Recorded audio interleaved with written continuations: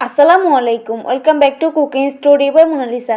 আজকে আপনাদের সাথে নরম তুলতুলে ভীষণ মজাদার ডোনাট রেসিপি শেয়ার করব। আশা করি আজকের রেসিপিটি আপনাদের অনেক বেশি ভালো লাগবে। রেসিপি ভালো লেগে থাকলে প্লিজ একটি লাইক দিয়ে দিবেন এবং আপনি যদি চ্যানেল নতুন হয়ে থাকেন অবশ্যই চ্যানেলটি সাবস্ক্রাইব করে দিবেন। প্রথমে আমি এখানে নিয়ে নিচ্ছি 1.5 কাপ ময়দা। এখানে আমি 2টা ডিম নিয়েছি, তার মধ্যে দিয়ে দিচ্ছি 8 চা চামচ চিনি, দিয়েছি 1/8 চা চামচ লবণ। এবারে সব কিছু একসাথে খুব ভালো করে মিশিয়ে নিচ্ছি। চিনিটা গলে আসা পর্যন্ত ডিমের সাথে আমি মিশিয়ে নিয়েছি। এখানে মিষ্টিটা আপনাদের টেস্ট অনুযায়ী অ্যাড করে নেবেন। দিয়েছি 1 চা চামচ ইস্ট। এবার দিচ্ছি 1 চা চামচ গুঁড়া দুধ। এখানে 5 গ্রামের মতো গুঁড়া দুধ আছে। এবার ডিম চিনির মিশ্রণটা দিয়ে খুব ভালো করে ডোটা মেখে নিয়েছি।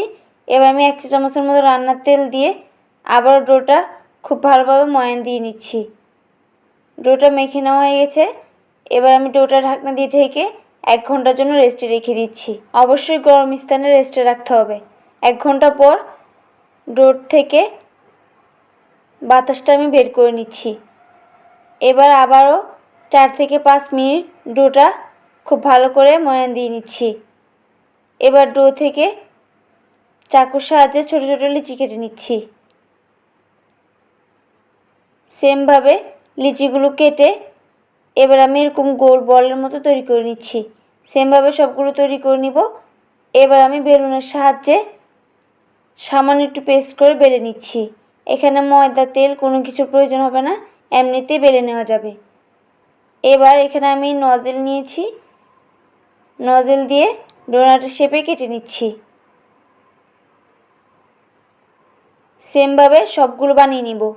সবগুলো বানিয়ে নিয়েছি। এবার আমি ডোনাটগুলো ভেজে নেব। ডোনাটগুলো ভেজে নেওয়ার জন্য তেলটা আমি মিডিয়াম গরম করে নিয়েছি। মিডিয়াম গরম তেলে ডোনাটগুলো ভেজে নিব।